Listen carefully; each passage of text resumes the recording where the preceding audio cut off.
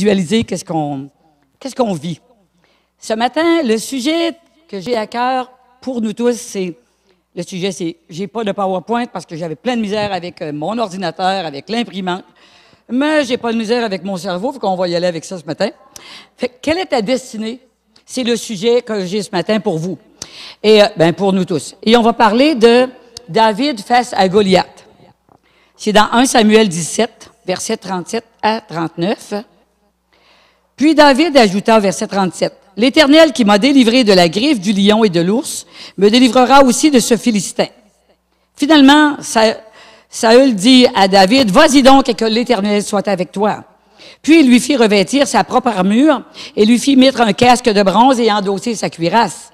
Par-dessus son équipement, David ceignit aussi l'épée de Saül, puis il essaya de marcher, mais il n'y parvient pas, car il n'avait pas l'habitude. Alors il dit à Saül, « Je ne peux pas marcher avec tout cet équipement, car je ne suis pas entraîné. » Puis il se débarrassa de tout. Et c'est le sujet dont on a besoin ce matin. Pour porter du fruit, il faut être ce que le Seigneur a prévu pour nous. Vraiment, David a vaincu Goliath, mais c'était pas avec l'habit d'un autre. C'était avec sa propre force, avec lui, avec ce qu'il était habitué. Alors, qu'est-ce qu'il a fait? Il a rejeté ce qu'on avait mis sur lui, c'est-à-dire l'armure qui était trop pesante, l'épée qui était trop pesante. Et puis, qu'est-ce qu'il a fait? Il s'en est débarrassé.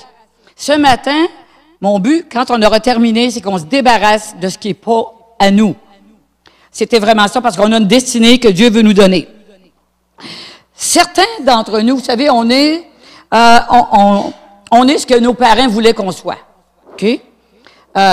Moi, pas tout, mais dans un sens, oui. Ma mère m'avait consacré à Dieu parce qu'elle voulait que je sois une religieuse. Dans le temps, c'est tout ce qu'il connaissait. Alors, j'ai dit à maman, je te remercie de m'avoir consacré à Dieu, je te remercie. Elle voulait que je sois une servante de Dieu, c'est correct, c'est exactement ça que je suis devenue. Mais il y a des parents qui mettent des poids trop pesants sur leur famille. OK? Ils veulent un garçon.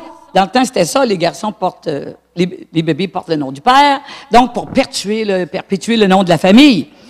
Enfin, on a une fille, quelqu'un qui va prendre soin de nous, mais qu'on soit vieux.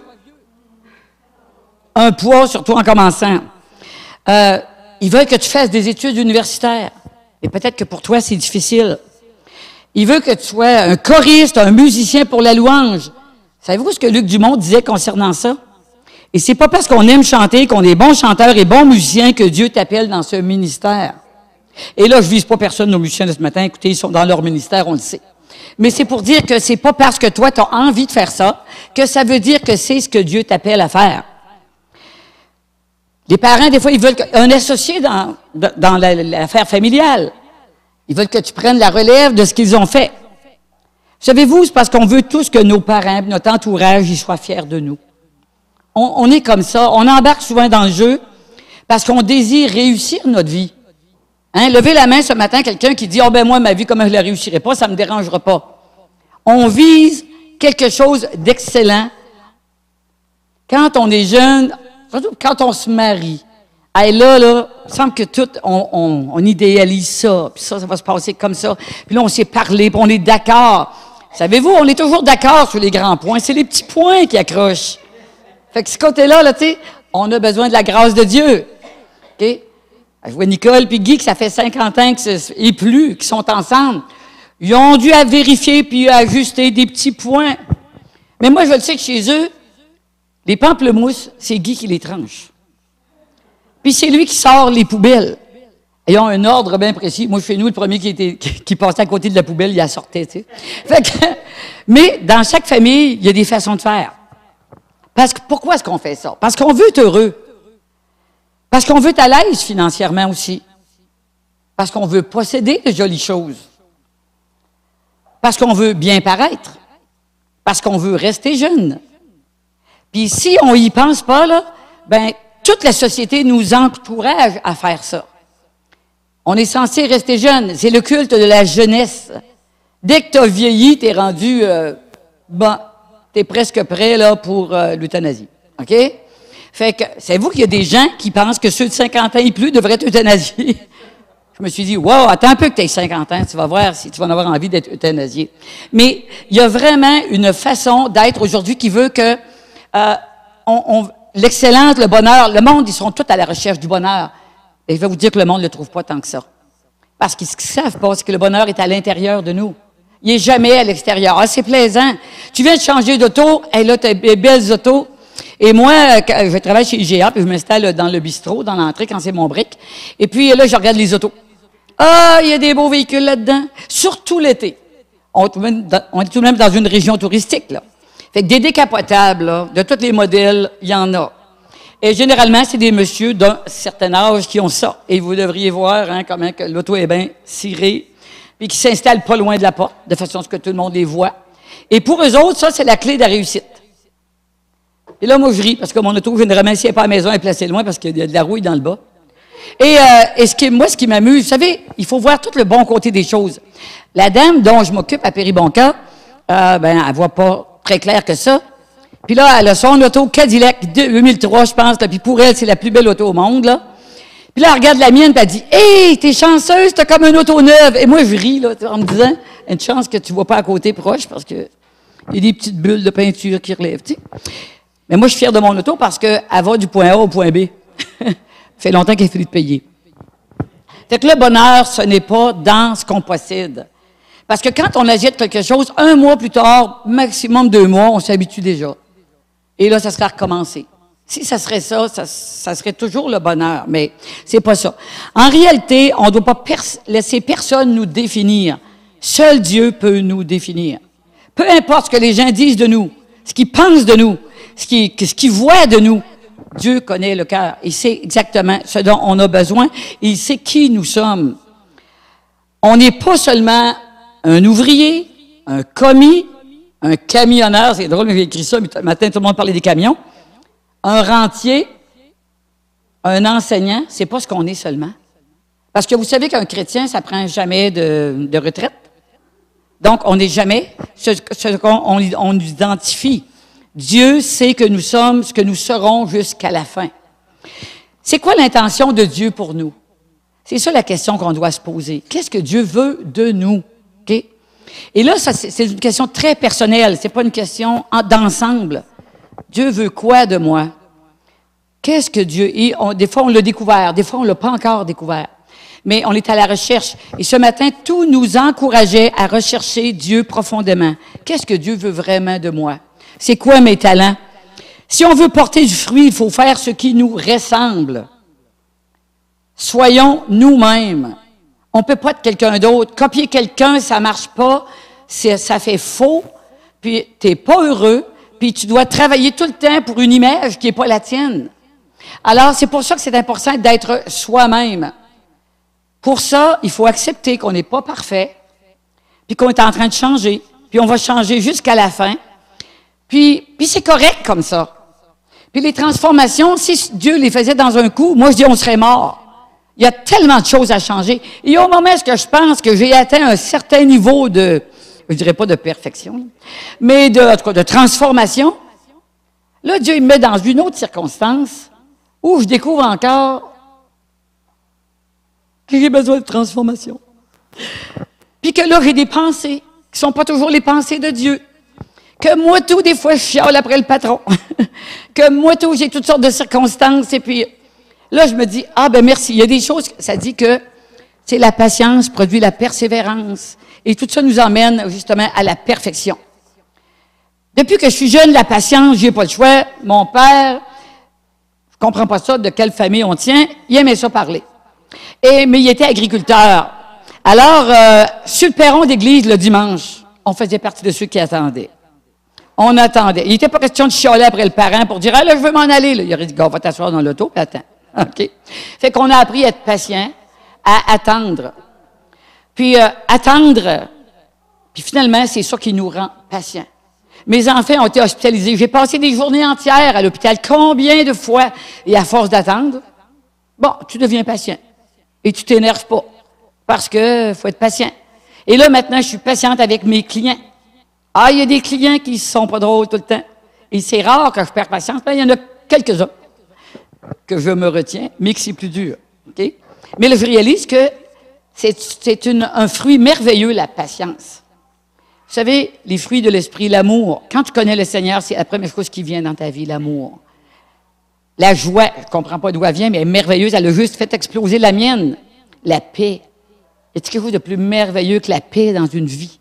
Être chez vous tout seul dans ton coin, puis tu es en paix. Ou tu es avec des fois en groupe, mais tu n'es pas en paix. Alors la paix, c'est quelque chose de merveilleux. C'est un fruit qui vient de l'esprit, puis qu'il ne dépend même pas des circonstances. On est juste en paix. Alors, il faut simplement regarder ce que Dieu veut de nous. Parce que des fois, on veut être quelqu'un d'autre. Je me rappelle d'un homme dans une assemblée qui est connue. Il avait peu d'instructions. Il était convaincu que Dieu l'appelait à être pasteur. Il est allé suivre des cours bibliques. Il n'était même pas capable de finir. Est-ce qu'il était appelé? Il n'était pas appelé. Mais pour lui, peut-être qu'il pensait que d'être pasteur, c'était comme un rêve, une façon peut-être d'être respecté, apprécié. Il a cru que si c'était pasteur, c'est ça qui arriverait.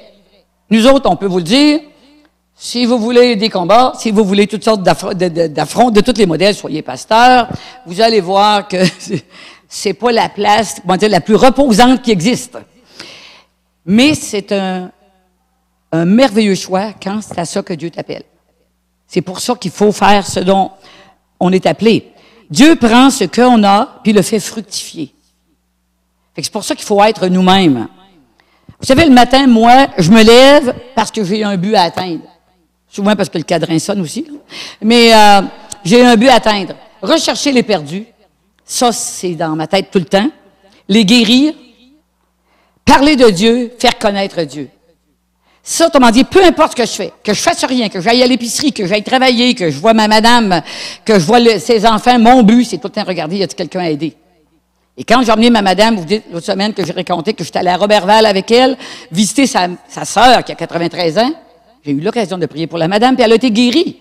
Alors, tu dis, il y a quelqu'un de malade? Le Seigneur a dit, allez guérissez les malades. Alors, c'est notre job.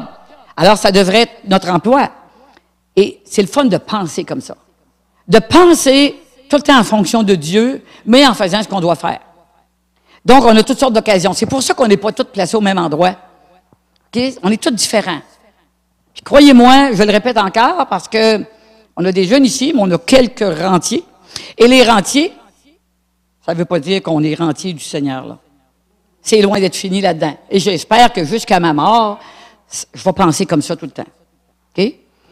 Il faut construire notre vie intentionnellement. Ça veut dire ce qu'on fait, on le fait dans le but de répondre à l'appel de Dieu sur notre vie. Et l'appel de Dieu sur notre vie, c'est pas nécessairement là, les 5 dons ministères, là. C'est toutes sortes d'appels qu'on a, chacun différemment. On n'a pas été créé pour un emploi, mais pour une voie tracée par le Seigneur. L'emploi, c'est pour gagner notre vie. C'est pas le but de notre vie. On ne dépend pas d'une organisation, d'une entreprise, mais de Dieu qui nous a créés. Peu importe ce qu'on fait, on dépend de Dieu qui nous a créés. Peu importe que tu aies un très bon patron, que tu aies un moins bon patron, peu importe les circonstances de la vie, Dieu nous a créés parce qu'il nous voulait, puis il veut qu'on soit ce qu'on doit être. Vous savez, on a trop à faire en si peu de temps. Il faut voir ça de même. Plus on vieillit, par exemple, plus la vie est courte, là, c'est sûr. Là. Le temps est long quand on est jeune, puis plus on vieillit, plus il est court. Moi, je suis tout le temps rendu au vendredi, j'ai de la misère à croire ça, là. Moi, je suis tout le temps rendu au dimanche. Et des fois, comme je travaille 6 jours, je ne sais même plus quel jour qu'on est rendu. Fait que, mais la vie est courte, parce que non seulement le Seigneur peut revenir n'importe quand, mais on peut mourir n'importe quand. Le frère de ma voisine est mort du cœur à 51 ans, là. Ils ont des problèmes de cœur. J'aime la phrase que ma madame a dit, c'est qu'on est tous sur la liste, mais on ne connaît pas l'ordre. Puis c'est vrai, il y a des petits-enfants qui meurent, il y a toutes sortes. Tu sais, on n'est pas, c'est pas une question de, à 80 ans, ça y est, on règle tout notre cas. Et on est sur la liste. Mais jusqu'à ce qu'on soit rendu à notre nom, maintenant, on a beaucoup de choses à faire, on perd souvent notre temps. Puis là, je me parle en premier, OK? Parce que des fois, on pense qu'on a besoin comme de congés, tu sais. Qu'est-ce que Dieu attend de nous? Et je vais vous donner des exemples simples qu'on a vus qu'on voit dans l'Ancien Testament. Ananias. Mais pas Ananias et Saphira, là, parce qu'Ananias est déjà mort, lui, avec Saphira. OK? Il avait menti au Saint-Esprit, fait que, il est mort. Ah, des fois, je me suis dit, si Dieu faisait ça aujourd'hui, il y aurait des morts dans l'Assemblée, hein? Fait qu'on aurait, ou il y en aurait un peu, puis après ça, il y aurait beaucoup de crainte de Dieu. Parce que je me dis, hey, dans ce temps-là, il t'avait une puissance inimaginable. Tu mets au Saint-Esprit, puis les hommes sont là pour te ramasser, OK? Ils vont les enterrer. C'est impressionnant. Moi, c'est un des bouts qui m'impressionne incroyablement. On disait, mon Dieu. Fait que, est-ce qu'on aurait comme des gens qui sont faux parmi nous, qui seraient menteurs? Il n'y en aurait pas, en tout cas. Mais Ananias, celui qui était là pour prier pour Paul, l'apôtre Paul, OK? Au premier coup d'œil, ça pouvait sembler simple, là, parce que le Seigneur, il l'avait envoyé, attends un peu que Paul arrive. Mais c'est lui qui a prié pour Paul, pour lui ouvrir les yeux, puis que ça a été Paul, l'apôtre le plus influent de tous les temps. Fait que, quand tu vois ça, tu te dis, ah, moi, Dieu m'a juste appelé à aller prier pour telle personne. Est-ce que tu sais ce que cette personne-là va devenir? Et j'aime la phrase qui dit d'exercer l'hospitalité, parce qu'il y en a qui ont reçu justement des anges sans le savoir. Vous avez beau m'inviter, vous allez vérifier s'il y a un ange qui est arrivé chez vous. Je l'aime, celle-là, parce que quand on connaît quelqu'un, on se demande si c'est un ange, mais des fois, on ne connaît pas les gens non plus. Priscille et Aquila, c'était un couple consacré à Dieu qui s'occupait d'une église de maison. Il y avait aussi une mission, ces gens-là. Au cœur des persécutions et de l'oppression face à l'expansion du christianisme, il aurait été plus simple de ne pas s'aventurer dans ce genre de responsabilité d'église de maison dans ce temps-là. Mais la flamme de leur mission faisait que ça les consumait, puis ils ont gardé ça malgré toutes les persécutions qu'il y avait. Jonathan, vous savez, c'est le fils du roi Saül, et c'est lui qui aurait dû hériter du roi Saül. Et sa mission était de protéger David, qui était le successeur que Dieu avait choisi. Et il l'a fait jusqu'à la fin de tout son cœur. Jean-Baptiste avait une mission, préparer le chemin du Seigneur. Et il savait que sa mission serait de courte durée, puis c'est vrai que ça l'a été. Puis il était une voix dans le désert, puis il était seul, incompris, mais en plein dans la volonté de Dieu pour sa vie. Il faut dire, il a fini la tête coupée. De nos jours, on ne se fait pas trop souvent couper la tête, on se fait couper le sifflet à la place. Mais vous savez, dans la vie, il faut simplement être où Dieu veut qu'on soit et faire ce que Dieu veut qu'on fasse. C'est pas toujours compliqué. Il ne faut pas rechercher la grande chose. Ça dit rechercher les petites choses, puis Dieu t'en donnera de plus grandes. Si tu veux être grand, cherche pas à être grand. Parce que quelqu'un qui veut être grand, quand c'est pas son rôle, il sera pas heureux, il va rendre personne heureux, puis c'est pas ce que Dieu va faire. Notre destinée, c'est devenir la solution pour quelqu'un. Quand tu penses à ça, c'est tellement plaisant. Un dentiste, peut-être. Si tu es dentiste, quelqu'un mal aux dents, tu es la solution pour quelqu'un. Si tu es mécanicien, puis un auto en panne alentour, tu connais quelque chose dans la mécanique, tu es la solution pour quelqu'un. Celui qui construit des maisons, qui répare, il est la solution pour quelqu'un. Celui qui répare des meubles, l'électronique et tout ça. Quelqu'un qui est attentif aux besoins des autres. Une oreille attentive. Vous savez, de nos jours, il y a tellement de solitude. Écoutez les gens qui vous parlent. Des fois, là, le bonjour que vous dites à quelqu'un en rentrant quelque part, c'est le seul qu'ils vont entendre de toute la journée. Et je ne vous dis pas de vous installer et de passer tout votre temps dans une salle d'attente, malgré que si tu passes ton temps dans une salle d'attente, puis que c'est long, à la fin, moi je me rappelle en tout cas d'avoir attendu à l'urgence à Dolbeau, puis à la fin, quand ça fait 12 heures que tu es là, tu connais les maladies de tout le monde, puis on t'est rendu qu'on se donnait des prescriptions. Toi, tu as besoin de vitamines, toi, tu as besoin d'antibiotiques, va-t'en chez vous. T'sais. Mais ça prenait, on ne pouvait pas signer, mais il vient un temps qu'on connaît, c'est vrai, on connaît les choses de quelqu'un. Tenez-vous proche des gens et soyez surtout à l'écoute.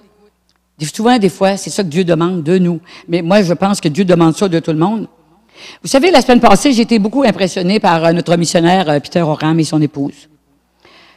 Peter, il était, contrairement à ce qu'on voyait, anciennement, il était un missionnaire, et le missionnaire allait, puis il prêchait la bonne parole partout.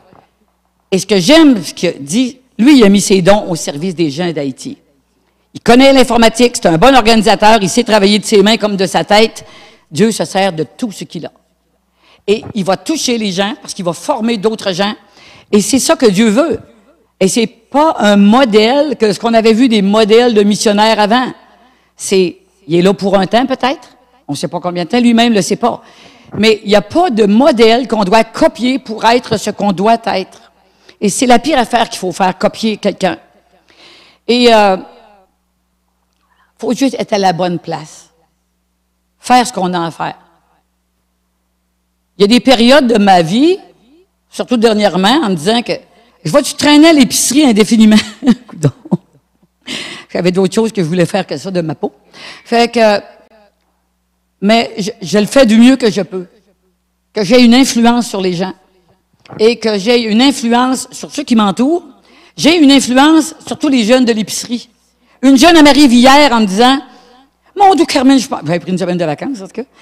Je pensais, Carmen, que tu étais partie. Ça me faisait assez de peine. Viens un temps, moi, de faire un colleux. Tu sais, dans le fond, on est en plein dans l'épicerie. Puis, on peut avoir une influence sur quelqu'un. Si je peux encourager les jeunes parce que c'est un groupe d'âge que j'aime beaucoup.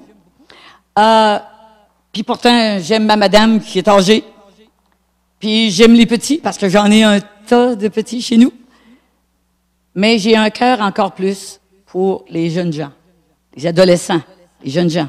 Ça reste tout le temps dans mon cœur. C'est tout le temps, c'est le groupe. Et même si je leur fais rien, eux autres, ils courent après moi.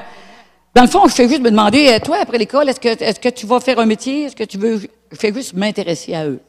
Et c'est ce que les gens ont tous besoin. Quelqu'un qui s'intéresse à toi. Okay. Mais pour ça, c'est toi, il faut qu'il donne. Et si tu ne donnes pas, personne ne va s'intéresser à toi non plus. Okay? C'est vraiment comme ça que ça se passe. Vous savez, un professeur du collège biblique, c'était Jacqueline Dugas, dans le temps, puis elle avait dit quelque chose qui m'a touché, puis qui m'a toujours touché, il me touche encore. Apprends tout ce que tu pourras, Dieu s'en servira bien.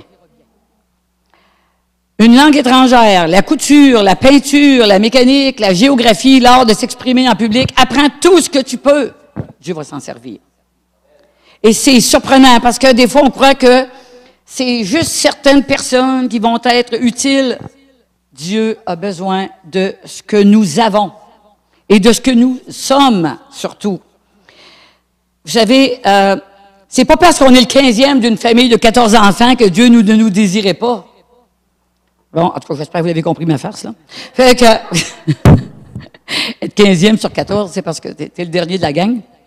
Dieu désirait autant que tu sois là que le premier qui arrive au monde.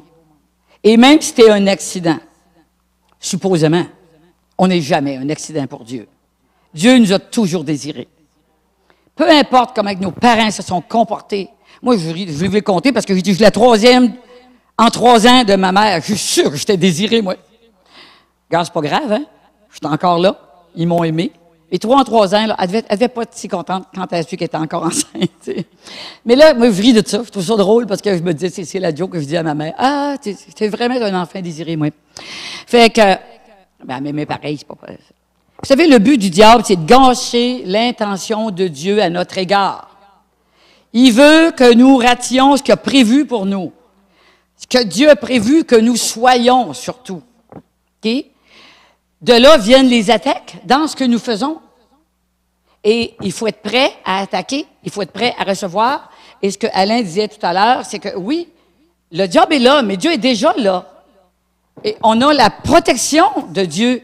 Oui, des fois, il arrive des choses, tu dis, je comprends pas.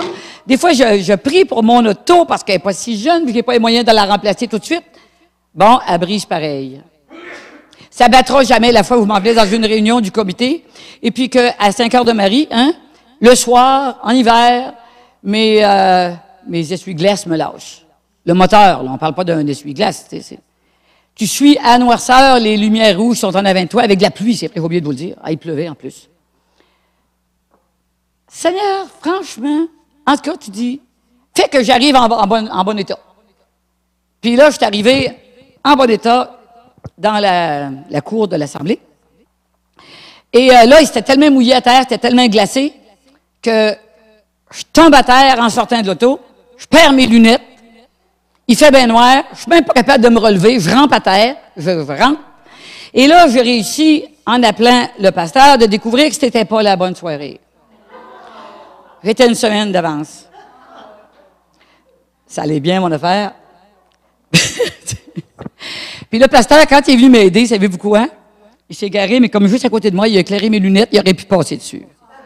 Fait que là, tu dis, ben gars, Et là, Ginette est venue me sauver la vie. J'étais allé dormir chez elle. Et puis, le lendemain matin, j'avais pas besoin de mes lave-glaces. J'étais correct. Vous savez, il arrive toutes sortes de choses. Il pleut sur les bons comme sur les mauvais. Cette journée-là, il pleuvait sur les bons. Puis les mauvais aussi, OK? Fait que c'est pas parce qu'on est des chrétiens, qu'on aime le Seigneur, qu'on veut servir le Seigneur, que ça veut dire qu'il nous arrivera rien. C'est pas là que j'ai décidé, oh non, je serai plus partie du conseil d'administration parce que le diable m'attaque. Ben, il m'attaque, mais il attaque tellement de monde. Pensez avant de connaître le Seigneur, qu'est-ce qui vous est arrivé dans la vie. Pensez-vous que tout était rose? C'est ça qu'on oublie des fois. On oublie que non, avant, c'était pas parfait. Mais le diable essaie de nous faire croire qu'avant, on n'avait pas ce problème-là. C'est sûr qu'il y a des problèmes qu'on n'avait pas. C'est-à-dire, j'avais pas de problème de me faire attaquer. Si je parlais du Seigneur, j'en parlais pas. Mais maintenant, je veux en parler tout le temps. La semaine passée, pendant que j'étais au PowerPoint, il y avait encore beaucoup de présence de Dieu la semaine passée autant. C'était vraiment... Et là j'écrivais, je m'écris écrit plein de choses que le Seigneur me mettait à cœur, mais pour moi-même. Je ne suis jamais aussi heureuse que quand j'ai l'occasion d'exhorter, d'encourager, de parler du Seigneur. Il n'y a rien qui me rend aussi heureuse que ça. Même si dans la semaine d'avant, ma fille a une piscine, puis j'avais les enfants, puis on se baignait, puis il faisait chaud, puis j'étais avec ma famille.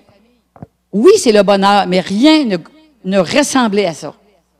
Et ma vie, c'est vraiment le Seigneur dans ma vie. Et là, j'étais contente de réaliser ça. Que non, les épreuves ne font pas de toi quelqu'un d'amer si tu décides que ça ne sera pas le cas. Et pour ne pas être amer, hein, la recette est toujours la même. Le pardon et le pardon. Si vous voulez pardonner, vous choisissez de pardonner, vous ne serez pas amer. Peu importe ce qui va arriver. Ça ne veut pas dire que vous ne pleurerez pas, mais le pardon va suivre. Et Dieu le fait totalement, complètement. Et c'est le Dieu qui guérit le cœur. Alors, c'est de jamais oublier qu'est-ce que Dieu veut pour moi. C'est quoi sa voix pour moi?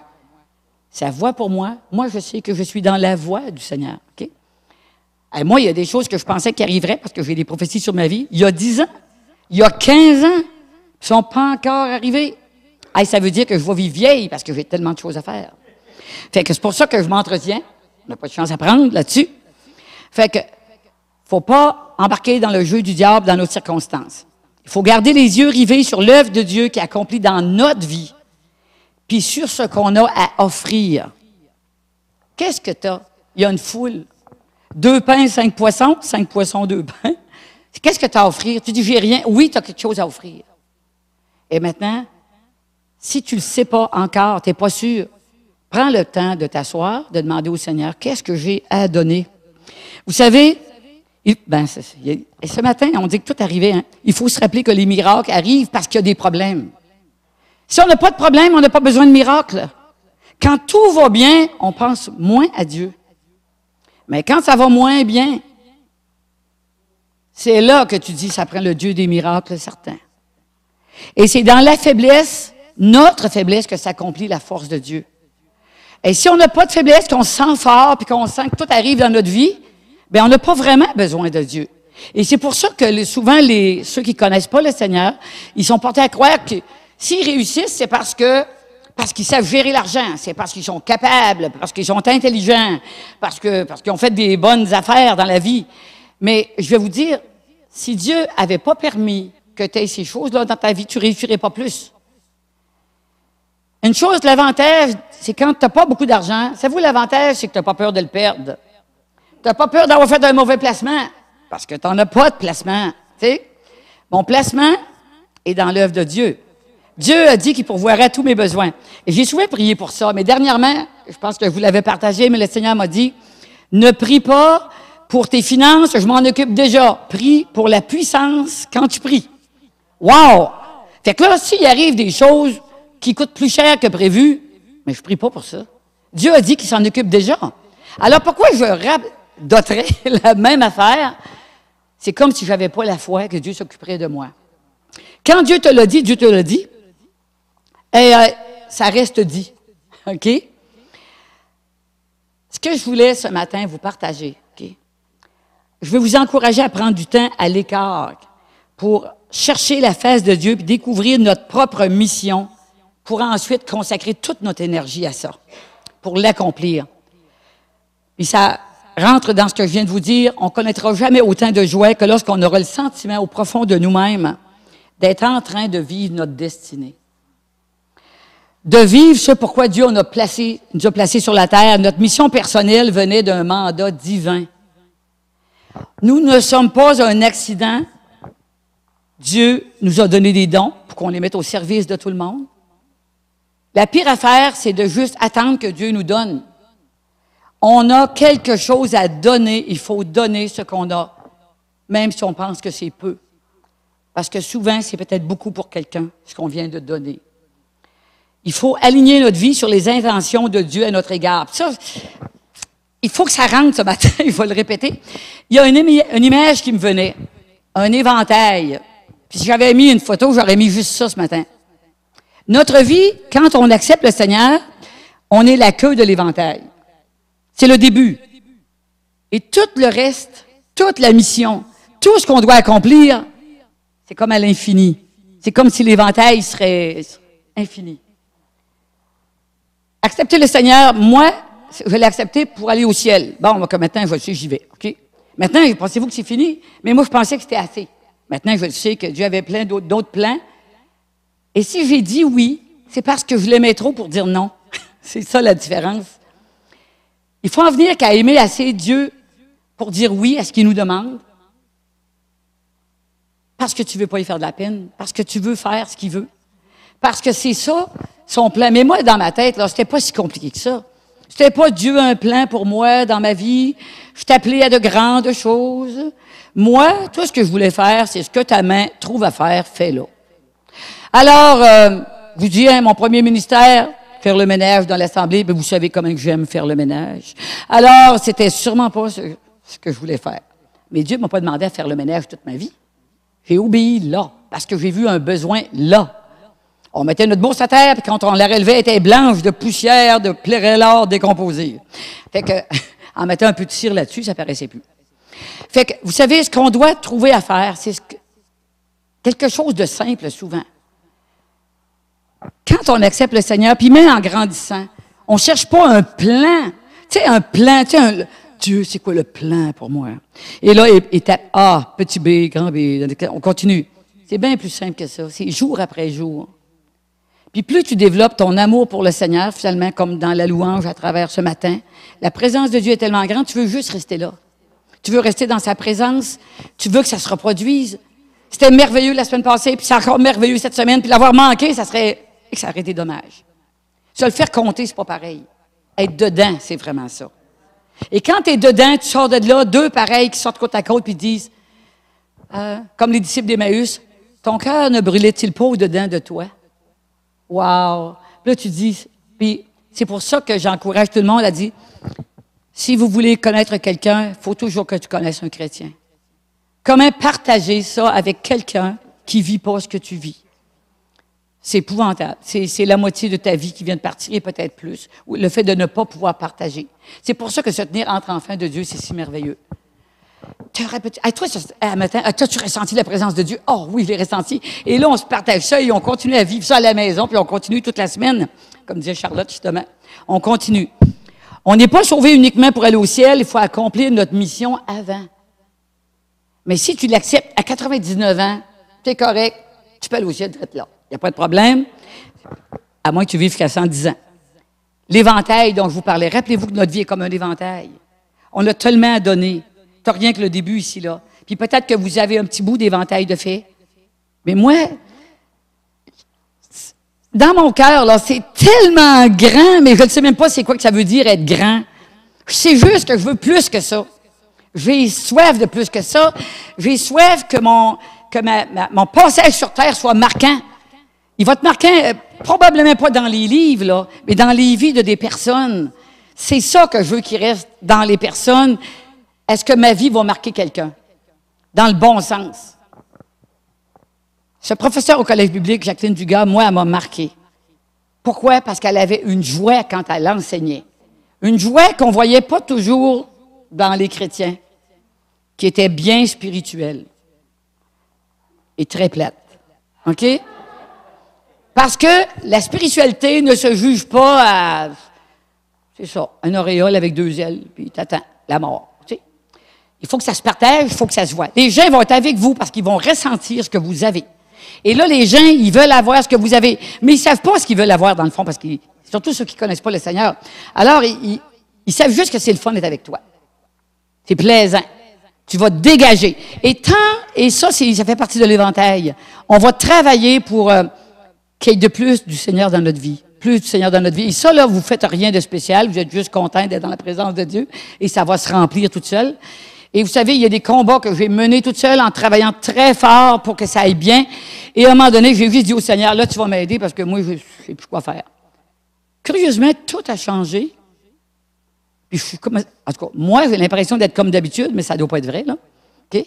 Fait que ce matin, quand on parlait de délivrance, de guérison, de combat à gagner, je savais quoi demander.